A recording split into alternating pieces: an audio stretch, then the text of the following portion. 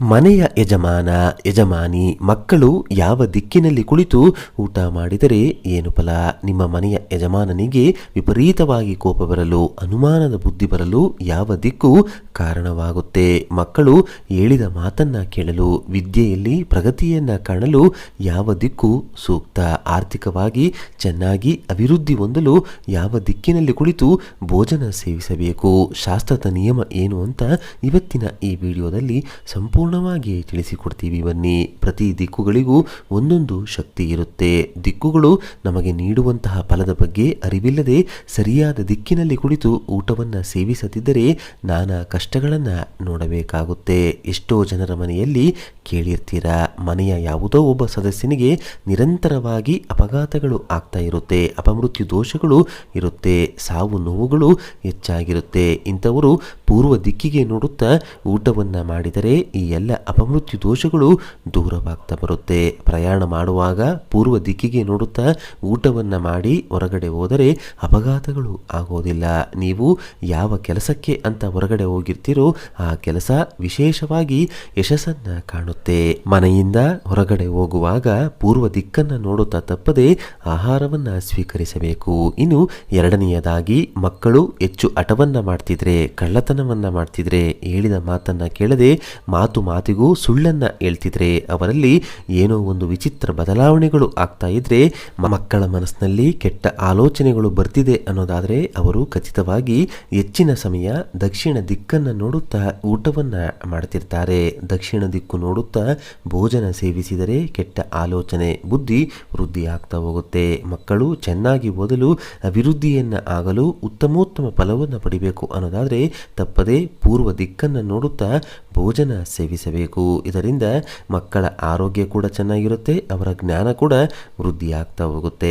ಮೂರನೆಯದಾಗಿ, ಮನೆಯಲ್ಲಿ ಯಾವುದೋ ಒಬ್ಬ ಸದಸ್ಯನಿಗೆ ದೀರ್ಘಕಾಲದ ಅನಾರೋಗ್ಯ ಸಮಸ್ಯೆಗಳು ಇದ್ದರೆ, ಪದೇ ಪದೇ ಆಸ್ಪತ್ರೆ ಸೇರುತ್ತಿದ್ದರೆ ಮರೆಯದೆ ನೀವು ಪಶ್ಚಿಮ ದಿಕ್ಕನ್ನು ನೋಡುತ್ತಾ ಭೋಜನ ಸ್ವೀಕರಿಸುತ್ತಾ ಬರಬೇಕು. ಇದರಿಂದ ಆರೋಗ್ಯಕ್ಕೆ ಸಂಬಂಧಪಟ್ಟಂತಹ ಸಮಸ್ಯೆಗಳು ಖಚಿತವಾಗಿ ದೂರವಾಗ್ತಾ ಬರುತ್ತೆ. ಪಶ್ಚಿಮ ದಿಕ್ಕು ನೋಡುತ್ತಾ ಊಟವನ್ನು ಮಾಡಿದರೆ ಅನಾರೋಗ್ಯದ ಸಮಸ್ಯೆಗಳು ದೂರವಾಗಿ ಆರೋಗ್ಯ ಆ ಮನೆಯ ಯಜಮಾನನಿಗೆ ಅಭಿವೃದ್ಧಿ ಆಗ್ತಾ ಹೋಗುತ್ತೆ.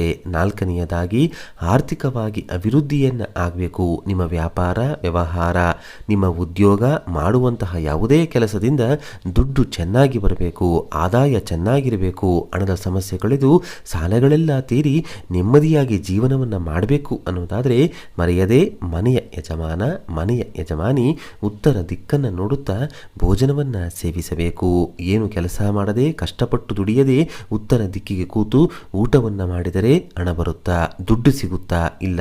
ಉತ್ತರ ದಿಕ್ಕು ನೋಡುತ್ತಾ ಭೋಜನವನ್ನು ಮಾಡಿದರೆ ಉತ್ತಮ ಆಲೋಚನೆಗಳು ಬರುತ್ತೆ. ಹೇಗೆ ದುಡಿದರೆ ಹಣ ಬರಬಹುದು, ದುಡ್ಡು ನೀರಿನಂತೆ ಖರ್ಚಾಗದಿರಲು ಏನು ಮಾಡಬೇಕು, ಹೆಚ್ಚು ಹಣ ಸಂಪಾದಿಸಲು ವ್ಯಾಪಾರ ವ್ಯವಹಾರ ಹೇಗೆ ಡೆವಲಪ್ಮೆಂಟ್ ಮಾಡಬೇಕು, ಏನು ಕೆಲಸ ಮಾಡಿದರೆ ಹಣ ಸಂಪಾದನೆಯನ್ನು ಮಾಡಬಹುದು, ನಾನು ಹೇಗೆ ದುಡಿದರೆ ಉದ್ಧಾರ ಆಗ್ತೀನಿ ಎಂಬ ಆಲೋಚನೆಗಳು ಈ ದಿಕ್ಕಿನಿಂದ ಬಂದು ಆರ್ಥಿಕವಾಗಿ ನೀವು ಏಳಿಗೆ ಆಗ್ತಾ ಬರ್ತೀರಾ.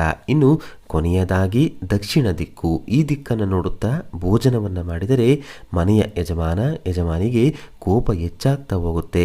ಮನೆಯ ಯಜಮಾನನಿಗೆ ಅನುಮಾನದ ಬುದ್ಧಿ ಆರಂಭವಾಗುತ್ತೆ.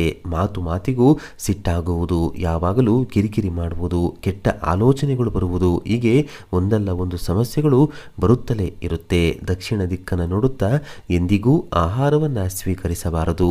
ಮಾನಸಿಕ ಸಮಸ್ಯೆಗಳು ದಕ್ಷಿಣ ದಿಕ್ಕಿನಿಂದ ಹೆಚ್ಚಾಗುತ್ತೆ. ಕೆಟ್ಟ ವ್ಯಸನಗಳ ಮೇಲೆ ಆಕರ್ಷಣೆ ಹೆಚ್ಚಾಗುತ್ತೆ. ಪದೇ ಪದೇ ಮನೆ ಬಿಟ್ಟು ಹೋಗುವುದು, ಯಾವಾಗಲೂ ಸಾಯ್ತೀನಿ ಅನ್ನೋದು, ಜಗಳಗಳನ್ನು ಹೆಚ್ಚು ಮಾಡುವುದು ಈ ದಿಕ್ಕಿನಿಂದ ಆಗುತ್ತೆ. ಆದ್ದರಿಂದ ದಕ್ಷಿಣ ದಿಕ್ಕಿಗೆ ನೋಡುತ್ತಾ ಭೋಜನವನ್ನು ಮಾಡಬಾರದು. ಒಟ್ಟಾರೆಯಾಗಿ ಪೂರ್ವ ದಿಕ್ಕಿಗೆ ನೋಡುತ್ತಾ ಭೋಜನ ಸೇವಿಸಿದರೆ ಅಪಘಾತಗಳು ಆಗೋದಿಲ್ಲ, ಓದ ಕೆಲಸ ಯಶಸ್ಸು ಕಾಣುತ್ತೆ. ಪಶ್ಚಿಮ ದಿಕ್ಕಿಗೆ ಕುಳಿತು ಊಟವನ್ನು ಮಾಡಿದರೆ ಆರೋಗ್ಯ ವೃದ್ಧಿಯಾಗುತ್ತೆ. ಮಕ್ಕಳು ಪೂರ್ವ ದಿಕ್ಕಿಗೆ ಕುಳಿತು ಊಟವನ್ನು ಮಾಡಿದರೆ ವಿದ್ಯೆ ಬುದ್ಧಿ ಚೆನ್ನಾಗಿರುತ್ತೆ.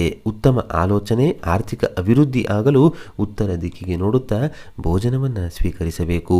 ದಕ್ಷಿಣ ದಿಕ್ಕಿಗೆ ನೋಡುತ್ತಾ ಭೋಜನವನ್ನು ಸೇವಿಸಿದರೆ ಕೆಟ್ಟ ಆಲೋಚನೆ, ಕೋಪ, ಅನುಮಾನ, ಕೆಟ್ಟ ವ್ಯಸನ ಹೆಚ್ಚಾಗುತ್ತೆ. ನೋಡಿದ್ರಲ್ಲ, ಯಾವ ದಿಕ್ಕಿಗೆ ಕುಳಿತು ಯಾವ ರೀತಿಯಾಗಿ ಭೋಜನವನ್ನು ಸೇವಿಸಿದರೆ ಯಾವೆಲ್ಲ ಫಲ ಪ್ರಾಪ್ತಿಯಾಗುತ್ತೆ ಅಂತ ಇವತ್ತಿನ ಈ ವಿಡಿಯೋದಲ್ಲಿ ತಿಳಿಸ್ಕೊಟ್ಟಿದ್ದೀವಿ. ಈ ಮಾಹಿತಿ ನಿಮ್ಗೆ ಇಷ್ಟ ಆದರೆ ತಪ್ಪದೇ ನಿಮ್ಮ ಇಷ್ಟ ದೇವರ ಹೆಸರನ್ನು ಬರೆದು ಈ ವಿಡಿಯೋನ ಪ್ರತಿಯೊಬ್ಬರಿಗೂ ಕೂಡ ಶೇರ್ ಮಾಡಿ. ಮುಂದಿನ ಬಾರಿ ಮತ್ತೊಂದು ವಿಶೇಷ ದೈವ ಮಾಹಿತಿಯೊಂದಿಗೆ ನಮ್ಮ ದೇಗುಲ ದರ್ಶನ ಕರ್ನಾಟಕ ಚಾನಲ್ ಮುಖಾಂತರ ಭೇಟಿಯಾಗೋಣ.